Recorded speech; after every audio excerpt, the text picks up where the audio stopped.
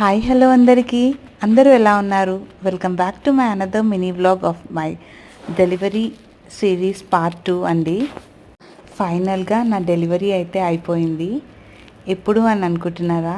July 28 Sunday రోజు Bonalu festival రోజే నా డెలివరీ అయితే అయిందనమాట. యాక్చువల్లీ నాకు 9 months పడ్డాక మమ్మీ అయితే నా దగ్గరే ఉంటుందన్నమాట.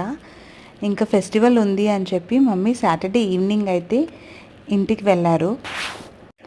బోనాలు చేసి ఇంకా ఆ రోజు సండే ఈవినింగ్ వరకు అయితే నా దగ్గరకు వచ్చేస్తానని చెప్పి ఇంకా నేను కూడా సండే మార్నింగ్ లేచి మమ్మీ వాళ్ళ ఇంటికి వెళ్దామని అయితే రెడీ అవుదాం అనుకుంటున్నాను. ఇంకా లాస్ట్ బేబీ బంప్తో మంచిగా ఫెస్టివల్ని మమ్మీ వాళ్ళ ఫ్యామిలీతో ఎంజాయ్ చేద్దాము అని నేను అనుకుంటే, బట్ మనం అనుకున్నట్టయితే కాదు కదా. ఇంకా ఆ రోజు మార్నింగ్ నుంచి అయితే నాకు వాటర్ బ్రేక్ అయ్యాయి అన్నమాట. సో మీ అందరికీ తెలిసే ఉంటుంది కదా, వాటర్ బ్రేక్ అయితే చాలా ఎమర్జెన్సీగా అయితే అవుతుంది. నా విషయంలో కూడా అలాగే జరిగిందండి.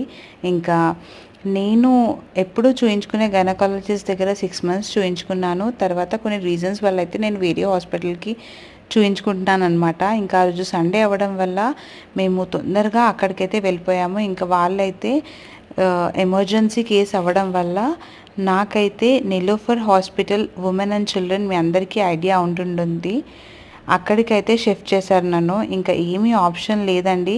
ఆ టైంలో ఏమీ అర్థం కాలేదు మాకు. మేము కూడా ఇంకా అక్కడికి ఆ హాస్పిటల్కి షిఫ్ట్ అవ్వాల్సి వచ్చిందనమాట. బట్ నా లైఫ్లో ఫస్ట్ టైం అండి నేనైతే గవర్నమెంట్ హాస్పిటల్లో ట్రీట్మెంట్ తీసుకోవడం. చూస్తున్నారు కదా నా హ్యాండ్ మొత్తం బ్లడ్తో ఎలా అయిపోయిందో.